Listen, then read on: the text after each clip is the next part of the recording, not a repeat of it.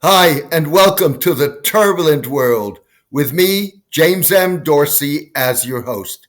U.S. Ambassador to Turkey and Special Envoy to Syria, Tom Barrack, appeared to frame the administration thinking in a freewheeling interview on the eve of Israeli Prime Minister Binyamin Netanyahu's high-stakes meeting on Monday in Washington with President Donald Trump, his fourth in 10 months.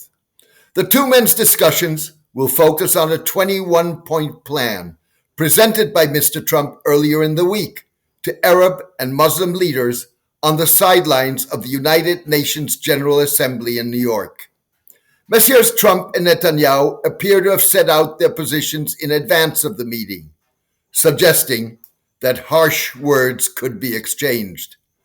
Mr. Trump's belated insistence that he will not allow Israel to annex the West Bank testifies to the leverage Gulf and Middle Eastern states have in countering Israeli influence in Washington.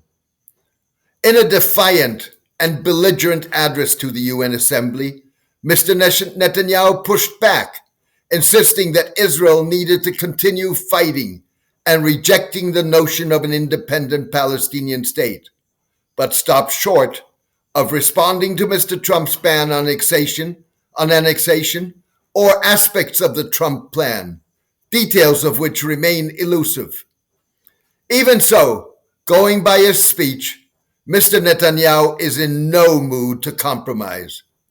Adding fuel to the fire, Mr. Netanyahu, in advance of his visit to the White House, scheduled a meeting this weekend with Beitar US, a rabid anti-Palestinian, anti-Muslim group that targets and harasses pro-Palestinian figures, as it does Jewish critics of Israel, and the Anti-Defamation League, or ADL, an influential American Jewish organization. The League has included Beitar US, a chapter of Beitar, a right-wing global Zionist youth movement, in its extremism and hate database. Meanwhile, Mr. Trump appeared to position Mr. Netanyahu as the potential fall guy by suggesting after the Prime Minister's speech that it looks like we're having a deal on Gaza. It's a deal that will end the war. There's going to be peace.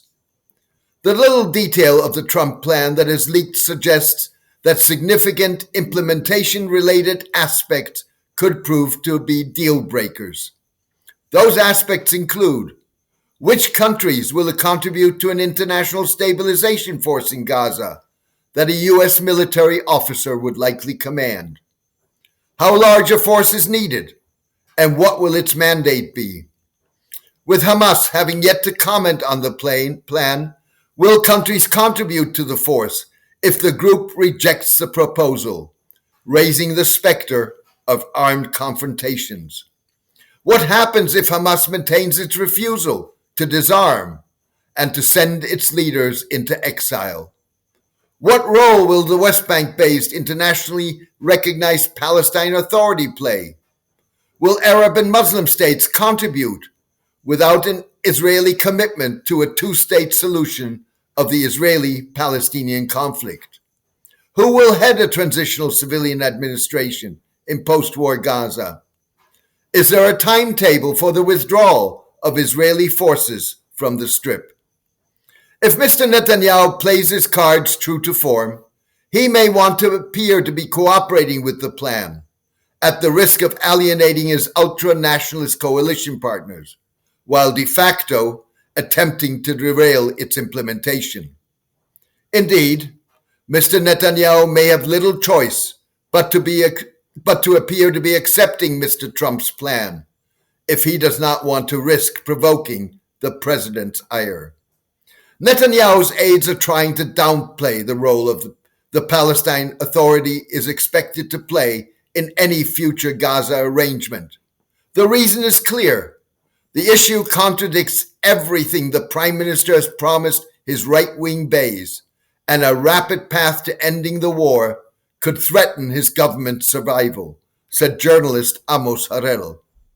Mr. Netanyahu's ultra-nationalist coalition partners have called for annexation of parts of the West Bank in response to this week's recognition of Palestine as a state by a host of US and Israel's allies, including Britain, France, Canada, Australia, and Portugal. Mr. Netanyahu reportedly told US Special Envoy Steve Witkoff in a meeting in New York on Friday that he wanted Hamas to disarm and Gaza to be demilitarized before ending the war, rather than as envisioned by the Trump plan, after the war ends. Mr. Netanyahu was also said to oppose putting a transitional post-war administration of Gaza under the authority of the United Nations Security Council. U.S. officials will have taken heart from the fact that the Arab and Muslim leaders welcomed the plan in the absence of Palestinian representatives in the meeting. The leaders likely acquiesced to avoid getting on the wrong side of Mr. Trump and accusations that they were undermining efforts to end the war. We don't see anyone as able to stop Netanyahu except President Trump, Qatari Prime Minister Mohammed Al-Thani told Breitbart, a far-right media outlet favored by the president. Palestinian President Mahmoud Abbas was absent from the meeting because the United States barred him and other senior Palestinian officials from attending the UN General Assembly in person. Yet, not even Riyad Mansour, Palestine's UN ambassador, was invited to participate in the meeting. The refusal to grant Mr. Abbas and other senior Palestinian officials U.S. visas appeared to be designed to force the Palestinian leader and his authority to bow to pressure for far-reaching reforms and acquiesce in post-war arrangements that don't guarantee the ultimate creation of an independent Palestinian state. Mr. Abbas went a long way in bowing to the pressure in his video address to the General Assembly. Israel rejects a role for the authority in Gaza, a key condition for Arab and Muslim involvement in post-war arrangements. The tone and substance of Mr. Barrack's remarks suggested that going into the talks with Mr. Netanyahu, Mr. Trump supports Israel's refusal to negotiate an equitable end to the Israeli-Palestinian conflict, while maintaining a modicum of attentiveness to Gulf and other Middle Eastern concerns. Mr. Barrack argued that the United States shared specific interests with Middle Eastern states, including Israel, but had no regional allies, despite acknowledging the U.S.'s special relationship with the Jewish majority state. I don't trust any of them. Our interests are not aligned. Ally is a mistaken word. There's things that we are aligned with, and there are things that we are not aligned with. So, there's no unanimity. It's not the United States of Israel. It's not the United States of the Gulf. And it's not the United States of Turkey, Mr. Barrack said.